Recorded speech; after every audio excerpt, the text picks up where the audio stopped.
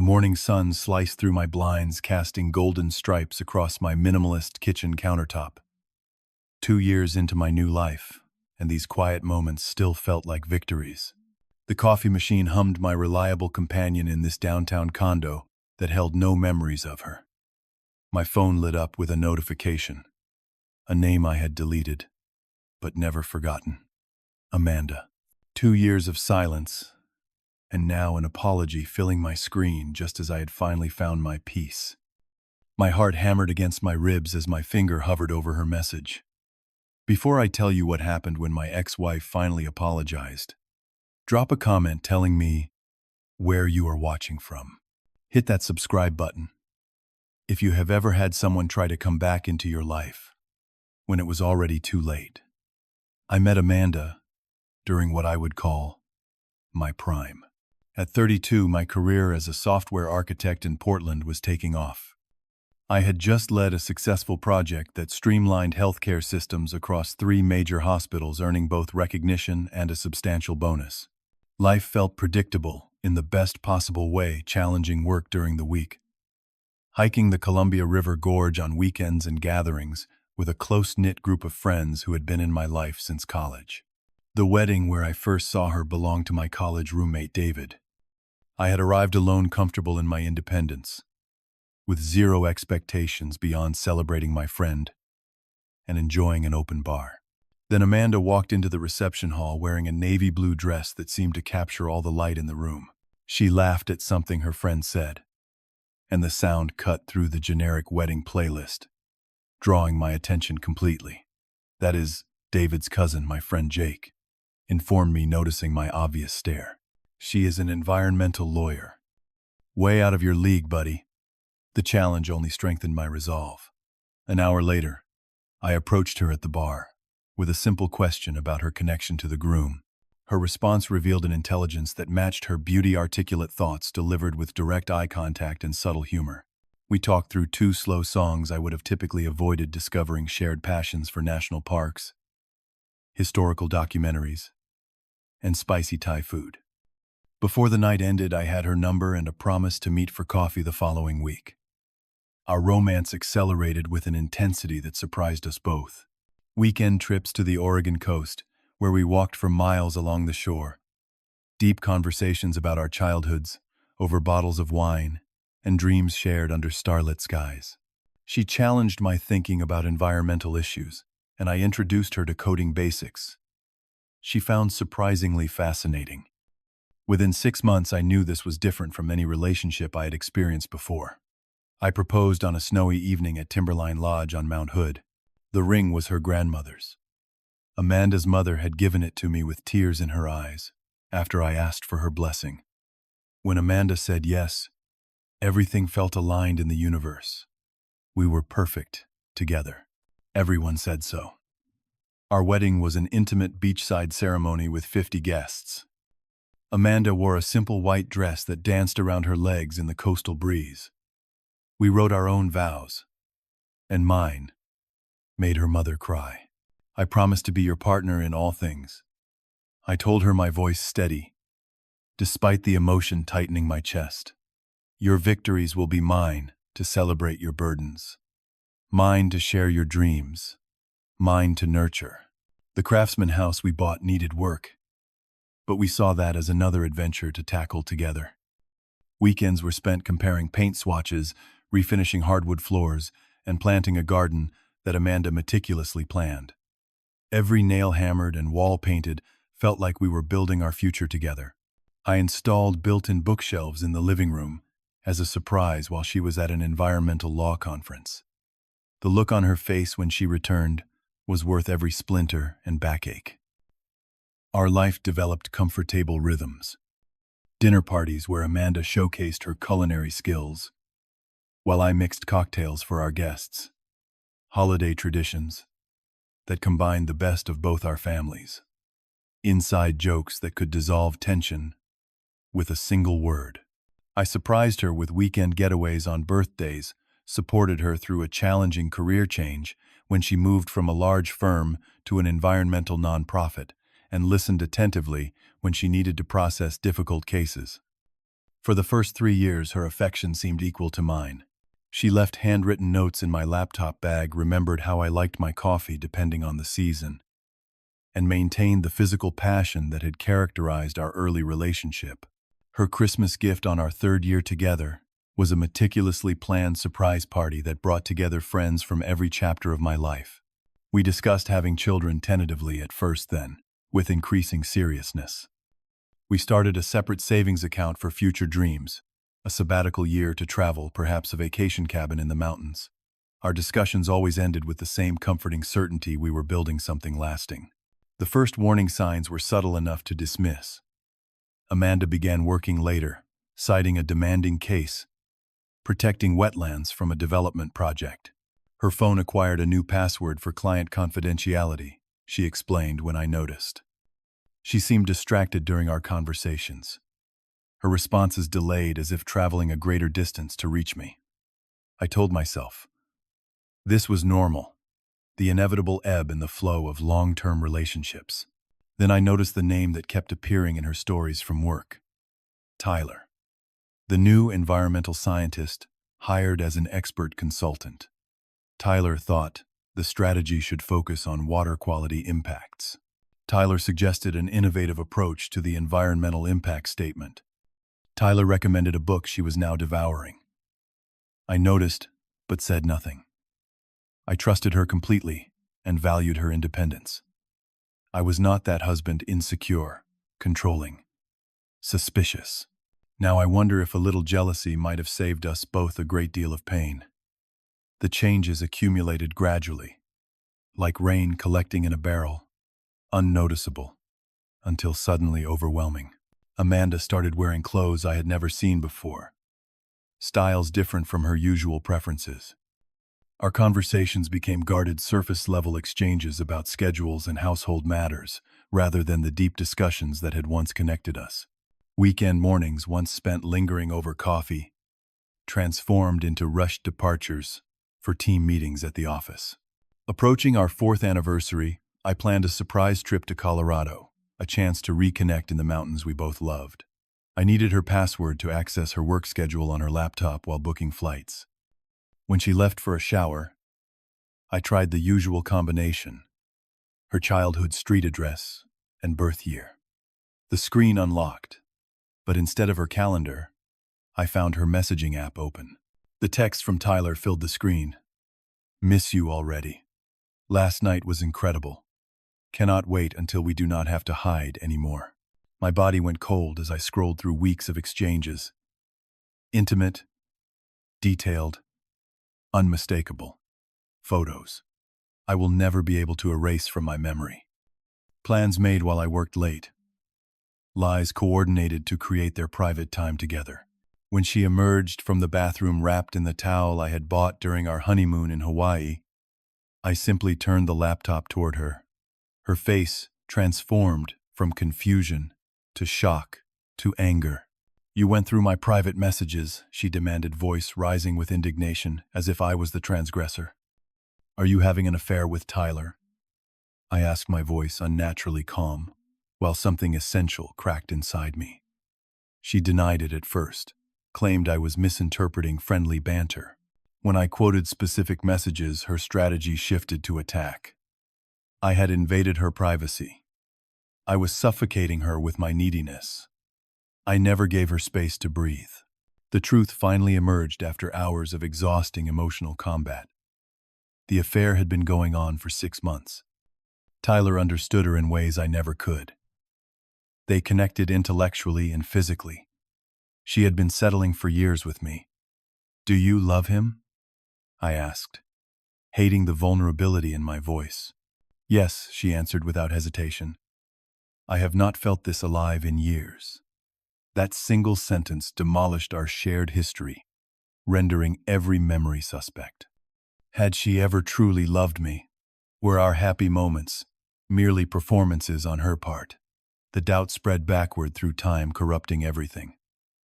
I moved to the guest room that night. Sleep eluded me as I stared at the ceiling, my mind replaying years of interactions, searching for clues I had missed. The next morning, Amanda announced she needed space to figure things out. She packed a bag while I watched in silent disbelief. No discussion of counseling. No mention of trying to salvage what we had built. The weeks that followed brought cascading losses. Amanda hired an aggressive divorce attorney who portrayed me as controlling and emotionally unstable. Despite our prenuptial agreement, she fought for ownership of our home and a larger financial settlement. Friends I had thought were loyal began distancing themselves, caught between conflicting narratives or simply believing hers. The discovery that she had moved in with Tyler immediately after our separation came through a well-meaning but tactless mutual friend. "I thought you knew, Jessica," said, her expression uncomfortable during our coffee meeting. "They bought a condo in the Pearl District last month." Public humiliation followed. I ran into them at Paley's Place, the restaurant where Amanda and I had celebrated each anniversary. They were seated at what had been our table by the window. Tyler's arm draped possessively around her shoulders as she laughed at something he said. The hostess recognized me, her eyes widening with uncomfortable recognition before I retreated without being spotted. Social media became a minefield. Photos of them hiking trails we had explored together, attending concerts we had planned to see. Amanda wearing new clothes, sporting a different hairstyle, looking happier than I had seen her in our final year together. Each image was a fresh laceration to barely healing wounds. The darkest moment came after the division of our possessions. Amanda took most of our furniture pieces we had carefully selected together, claiming they fit her aesthetic. I sat alone on the hardwood floor of our once beautiful living room, surrounded by rectangular dust outlines, where our life together had stood. Empty bookshelves I had built with my own hands now held nothing but shadow. I drank half a bottle of whiskey that night alone in our gutted home, scrolling through old photos on my phone. I typed and deleted a dozen messages to her. In my inebriated state, I considered driving to their new place to demand. What explanations? Apologies. A second chance. Thankfully, some remaining thread of dignity prevented me from making that final mistake. The spiral happened quickly after that night. I lost 15 pounds in 3 weeks, my appetite vanishing along with my sleep. The quality of my work suffered as I struggled to concentrate on coding problems that had once energized me. I called in sick frequently, spending days staring at the walls of our bedroom, now stripped of photos and memories. I avoided friends and family, unable to bear their concern, or worse, their awkward attempts to avoid mentioning Amanda. My brother Mark's birthday dinner became the breaking point. Halfway through the meal at his favorite steakhouse, surrounded by cheerful conversation, I excused myself to the restroom and had a full-blown panic attack in the handicap stall. Mark found me there, hyperventilating, tears streaming down my face. "This ends tonight," he said firmly, helping me to my feet. "You are staying with me for the weekend, and on Monday you are getting professional help." Mark's intervention saved me. After dropping me at his guest room that night, he sat at the edge of the bed like we were kids again, sharing a room in our childhood home. "I know it feels impossible now," he said, "but this will not destroy you unless you let it." The first therapy session felt like admitting defeat. Dr. Patricia Bennett had kind eyes and a direct manner that cut through my reluctance to open up. "The betrayal you experienced is a trauma," she explained. "Your brain and body are responding accordingly. But trauma does not have to define your future." Selling our house became necessary financially and emotionally. Each room held memories that poisoned my present. The realtor suggested minimal staging, but I went further, repainting walls to colors. Amanda would have hated replacing fixtures, erasing every trace of our shared aesthetic. The house sold within a week, above asking price. Signing those final papers felt like amputating a diseased limb, painful but necessary for survival. I found a small apartment across town in a modern building, with no character or history. The sterile white walls and generic fixtures became strangely comforting. Nothing there reminded me of her. Nothing there had witnessed our love or its destruction. For the first time in months, I slept through the night. Still, the intrusive thoughts persisted. I would catch myself imagining Amanda and Tyler in ordinary moments. Grocery shopping, watching movies, making love, then despise myself for the masochistic exercise. I rehearsed conversations with her that would never happen, crafting perfect phrases that would make her regret her choices. These mental loops played on repeat, a torment of my own creation. Support emerged from unexpected sources. James, a quiet colleague from work, began inviting me to weekly basketball games with his friends. The physical exertion and simple camaraderie provided temporary relief from my ruminations. My elderly neighbor, Mrs. Winters, left homemade meals outside my door with notes saying simply, "Food helps." Even my parents, usually uncomfortable with emotional displays, showed up unannounced one weekend to help organize my new place. Their quiet presence, more healing than any words. 3 months after the separation, my friend Kyle tried to set me up with his sister-in-law. Just dinner, he promised. No pressure. The evening was a disaster. Jessica was kind and attractive, but I spent the night either talking too much about Amanda or retreating into uncomfortable silence. When she declined coffee after dinner, I felt simultaneous relief and devastating loneliness. That night marked my lowest point. 2 a.m. found me drunk again, scrolling through old text messages I should have deleted. I called Amanda, my heart pounding as the phone rang 4 times before she answered. Gerald. Her voice sounded distant, annoyed at the interruption. Music and voices murmured in the background. "I just want to understand," I slurred. "Was any of it real? Did you ever love me at all?" Her sigh traveled through the phone like a physical force. "You are drunk. This is not appropriate. I am with friends right now." With Tyler, I pressed, hating myself but unable to stop. "Gerald, please do not contact me again, unless it is through our lawyers. I have moved on. You should too." The call ended, leaving me clutching a silent phone in the dark. The following morning, I woke to piercing sunlight and devastating clarity. Staring at my reflection, bloodshot eyes, unkempt beard, hollow cheeks, I finally understood that I had 2 choices: continue dissolving into bitterness or rebuild myself into something new. The decision once made felt like the first autonomous choice since Amanda had left. That decision became my North Star. I committed fully to therapy, attending weekly sessions where Dr. Bennett guided me through, examining not just the betrayal but the childhood insecurities that had shaped my relationship patterns. I discovered how my parents' emotionally distant marriage had created my desperate need for connection and validation. I recognized how my fear of conflict had prevented me from addressing problems in our marriage before they became terminal. Physical transformation became a tangible expression of my internal work. I joined a gym near my apartment, starting with brief, painful sessions that gradually extended as my strength returned. Morning runs along the Willamette River became sacred ritual, rain or shine, 5 miles before work, watching the city wake while my lungs burned and my mind cleared. At the office, I volunteered for our most challenging project, reimagining the security architecture for a major financial institution. The work demanded total concentration, complex problem solving that left no mental space for rumination on the past. My team lead noticed the change, commenting on my renewed focus and innovative approaches.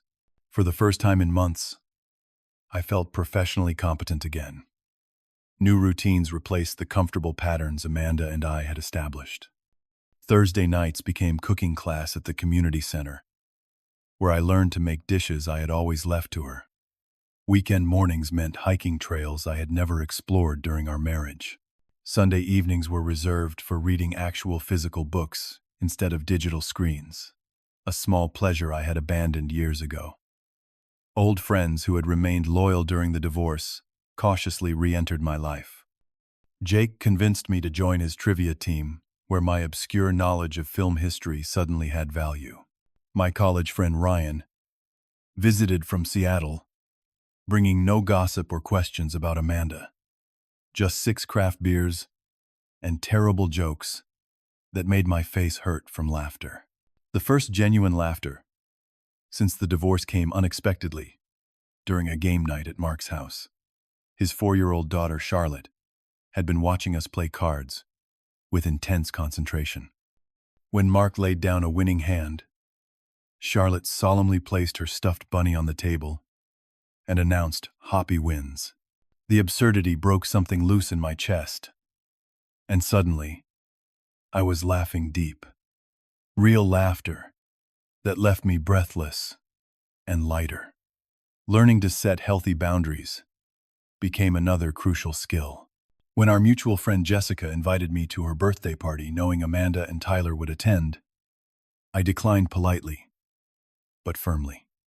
"I am prioritizing my well-being right now." I told her a statement that would have felt selfish before, but now seemed like necessary self-preservation. Dr. Bennett taught me to sit with difficult emotions rather than avoid them. When anniversaries or memories ambushed me with grief, I learned to acknowledge the pain without judgment. "Emotions are just information," she explained. "They are not commands you must obey or flaws you must correct." This simple reframing changed everything about how I experienced my healing journey. A breakthrough came 6 months into therapy.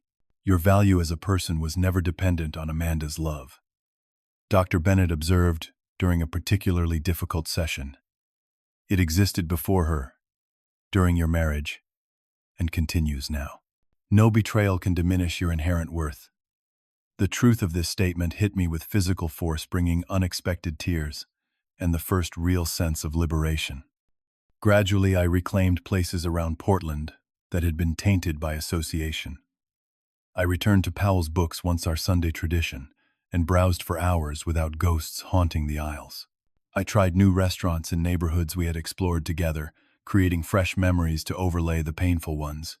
I even returned to Paley's place, sitting proudly alone at the bar, with a good book, nodding politely to the hostess who had witnessed my retreat months earlier. Small victories accumulated. I made it through Thanksgiving at my parents' home without mentioning Amanda once, genuinely enjoying the familiar traditions. I declined my mother's attempt to set me up with her friend's daughter, without feeling panicked at the prospect of dating. I assembled new IKEA furniture for my apartment, without calling Mark for help. Each accomplishment, however minor, added to my growing sense of competence and independence. Through our remaining mutual connections, I heard that Amanda and Tyler were having problems. He had taken a position with an environmental group in California, expecting her to relocate. She had refused, unwilling to leave her position and community in Portland.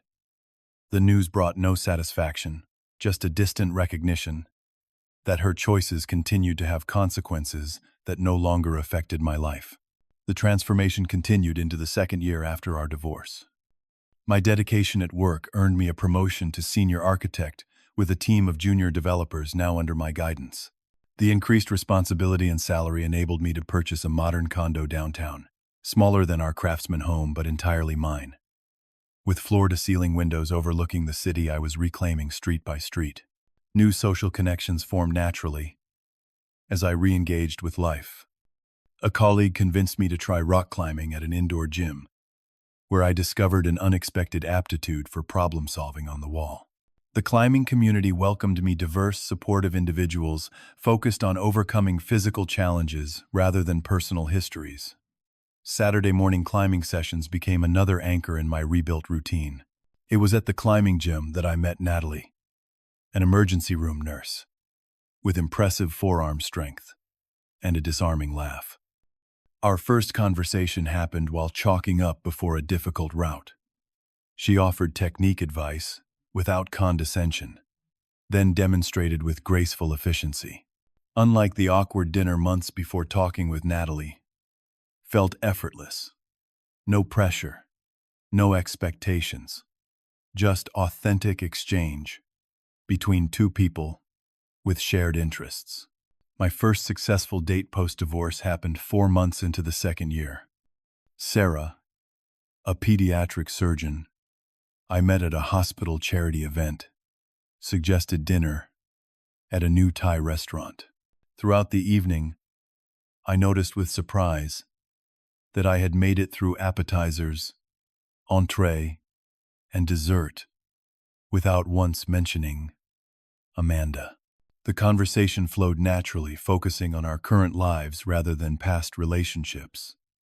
When Sarah smiled at me over coffee, the warmth in her eyes triggered no comparison to Amanda, no painful measuring against the past. We dated casually for 2 months, before amicably agreeing we were better as friends. Old passions re-emerged as emotional bandwidth expanded. The guitar that had gathered dust in its case since college returned to my daily life. Photography, once a serious hobby, recaptured my interest, sending me on weekend excursions to capture Oregon's diverse landscapes. These activities, once enjoyed privately, now connected me to communities of like-minded enthusiasts.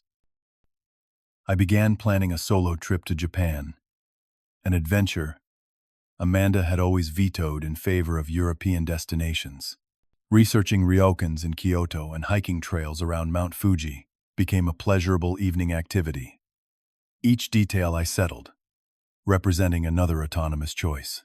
The anticipation of experiencing a new culture entirely on my own terms brought excitement untainted by past disappointments.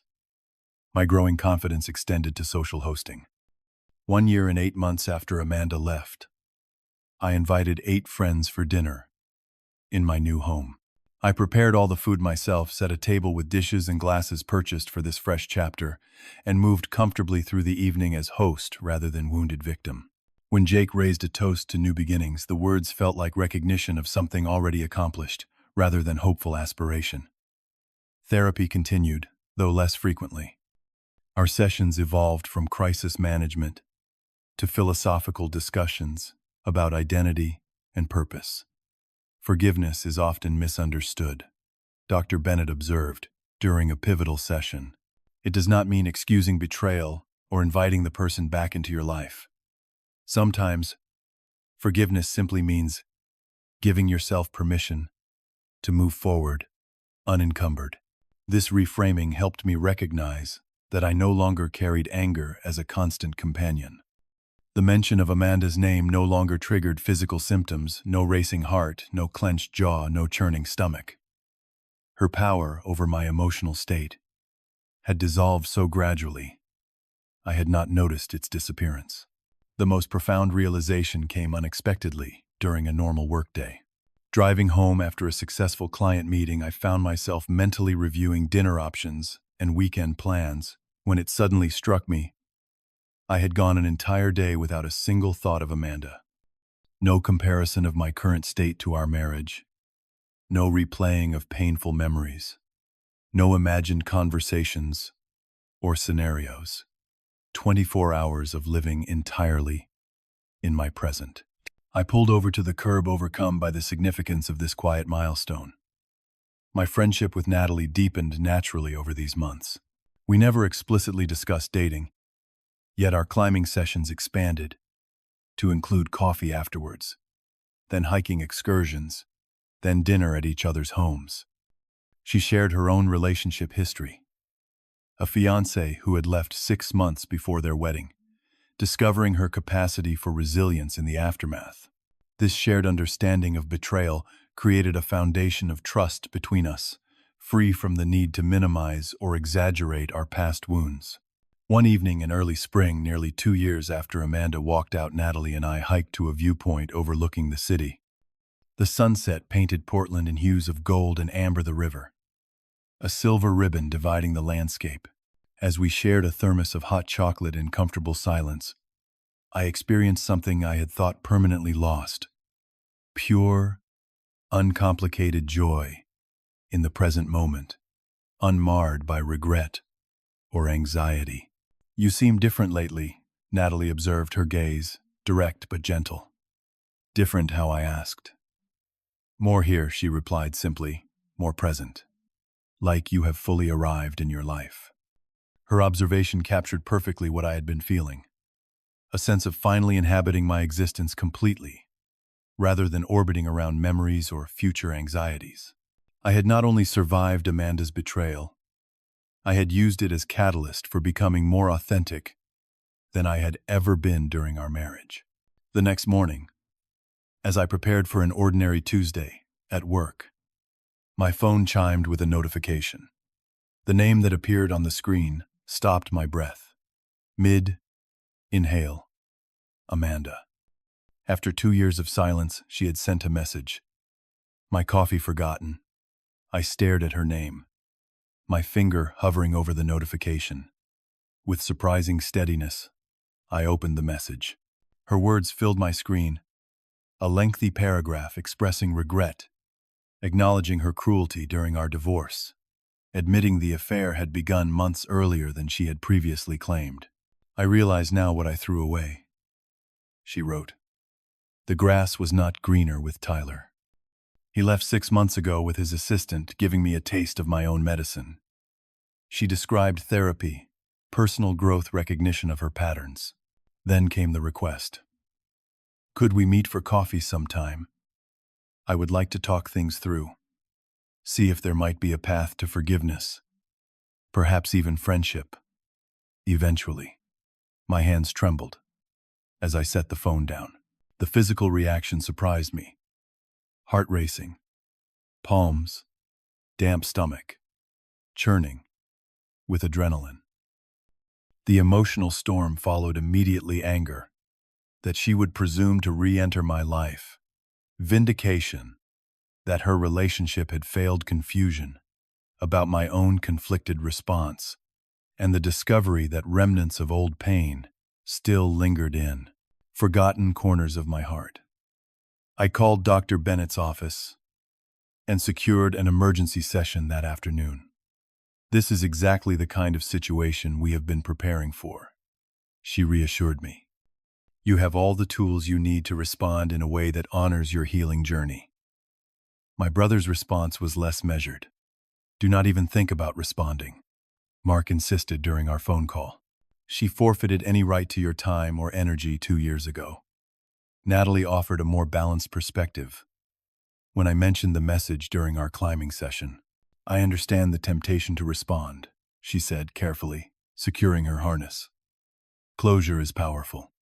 But ask yourself, what would genuine closure look like? And does it require her participation, or is it something you have already created for yourself? That night I wrote in the journal Dr. Bennett had encouraged me to keep analyzing my true feelings separate from reactive impulses. I acknowledged the flicker of ego that wanted to show Amanda my successful reconstruction. I recognized the remaining thread of curiosity about what might have motivated her timing. Most importantly, I identified the dangerous whisper, suggesting that her apology could somehow retroactively heal wounds that time and work had already closed. Sleep eluded me as the weight of decision pressed down. The options played on repeat through my mind respond with formal acknowledgement. Meet, as she suggested. Ask further questions or maintain the silence that had defined our relationship for 2 years. For 3 days I carried her message like a stone in my pocket, occasionally taking it out to examine before returning it to its place. I allowed emotions to surface without acting on them, watching them rise and recede like tide against shore. I discussed the situation with those closest to me, valuing their input without surrendering my agency in the decision. On the 4th day, I took a solo hike up to Angel's Rest, a challenging trail that Amanda and I had never explored together. Standing on the bluff overlooking the Columbia River Gorge, wind whipping around me, clarity finally arrived. I understood with bone-deep certainty that her apology, while perhaps meaningful for her journey, was unnecessary for mine. My healing had happened without her acknowledgement or remorse. The peace I had constructed was independent of her narrative. The life I now cherished existed because of choices I had made in her absence, not in response to her actions. Most importantly, I recognized that responding to her message would inevitably reopen a chapter that had been beautifully, definitively closed. The empowering truth settled over me. My silence was not spite, but self-respect. Not punishment for her, but protection of all I had built. The Amanda, who had once been the center of my universe, was now simply a person from my past, neither demon nor angel, just another flawed human navigating her own path separate from mine. That evening I deleted her message without response. The action brought no dramatic catharsis, no triumphant sense of revenge, just a quiet lightness, like setting down a burden I had carried so long. I had forgotten its weight. The true emotional freedom came not from her apology, but from my recognition that I no longer needed anything from her. Not explanation, not validation, not even the closure she offered. I met with Dr. Bennett the following week, sharing my decision and its aftermath. "You have completed the most difficult task in healing," she observed with genuine warmth.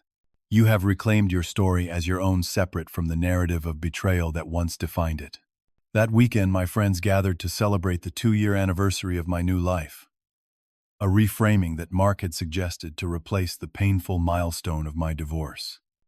We grilled on my small balcony, laughed over board games, and shared stories that had nothing to do with past relationships or painful endings.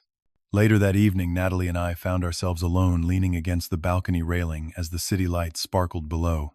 The comfortable silence between us held possibility, without pressure, a potential future, built on mutual respect rather than desperate need. "I was thinking about taking a cooking class," she mentioned casually. "Italian cuisine. Would you be interested in joining me?" The invitation hung between us, simple, yet significant, a step towards something new, untainted by past wounds. "I would like that," I replied, surprising myself with how much I meant it. Looking back now on my 2-year journey from devastation to peace, I understand that the most valuable lesson came not from Amanda's betrayal but from my response to it. I learned that trust begins with honoring your own instincts. I discovered strength I never knew existed until surviving became my only option. I found that authentic connections with myself and others now hold deeper value, because I understand their true rarity. My relationship with Natalie continues to unfold with tentative, thoughtful steps. We carry our past experiences not as warnings, but as wisdom, approaching each other with transparency and respect that feels revolutionary in its simplicity. I now understand that too late to apologize is not about punishment, but timing. Some doors once closed serve us better by remaining shut. Forgiveness happened within me, without requiring reconnection. Moving forward required acknowledging that some bridges are not meant to be rebuilt once burned. For those facing similar betrayals, I offer this focus first on healing yourself, rather than understanding them. The answers you seek most desperately now will eventually become the questions that matter least. Your recovery will not follow a straight line, but will happen nonetheless through small choices made daily in favor of your future self. The most powerful realization is that closure was never in Amanda's apology. It existed in my decision to continue forward without looking back. In choosing myself, I found the resolution her message could never provide. The wisdom I carry forward is simple yet profound. Sometimes the most meaningful response is silence. Not as weapon, but as boundary. Not as rejection, but as protection of peace, hard-won and deeply valued. Have you ever received an apology that came too late? Did you respond, or like me choose to keep moving forward? Share your experience in the comments below. If this story resonated with you, please hit that like button and subscribe to hear more journeys of healing and self-discovery. Remember, sometimes the most powerful thing you can do when someone returns to your life too late is simply continue becoming the person they can no longer reach. Thank you for listening, and may your own path forward be guided by self-respect rather than regret.